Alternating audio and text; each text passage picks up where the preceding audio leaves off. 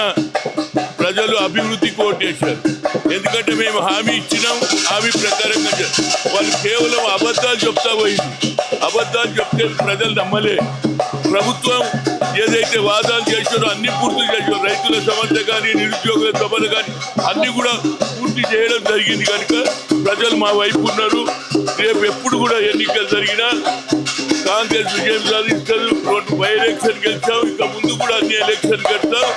ప్రజలకు ఇచ్చిన హామీ నిలబెట్టుకున్నందుకు ప్రజలు మా హామీలను చూసి అభివృద్ధి కావాలి, ఈ అబద్ధాల మాట ఈరోజు మాకు బీఆర్ఎస్ అంటున్నారు ఇది మామూలు ఎలక్షన్, నార్మల్ కాదు, రిగ్గింగ్ ఇది అది జరిగింది అంటున్నారు. నువ్వు కూడా రిగ్గింగ్ చేసినావు కదా, ఇంకా ఓడిపోయిన ఇదే చెప్తాడు రిగ్గింగ్ అని.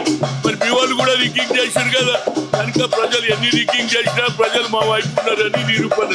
చూడండి, ఎన్ని చెప్పినా ప్రజలు అభివృద్ధికి ఓటేశారు.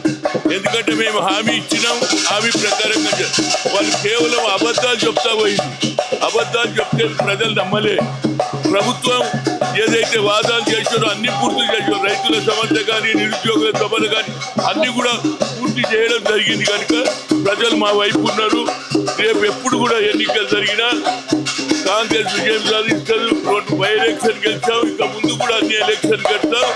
ప్రజలకు ఇచ్చిన హామీ నిలబెట్టుకున్నందుకు ప్రజలు మా హామీలను చూసి అభివృద్ధి కావాలి, ఈ అబద్ధాల మాట ఈరోజు మాకు బీఆర్ఎస్ అంటున్నారు ఇది మామూలు ఎలక్షన్, నార్మల్ కాదు, రిగ్గింగ్ ఇది అది జరిగింది అంటున్నారు.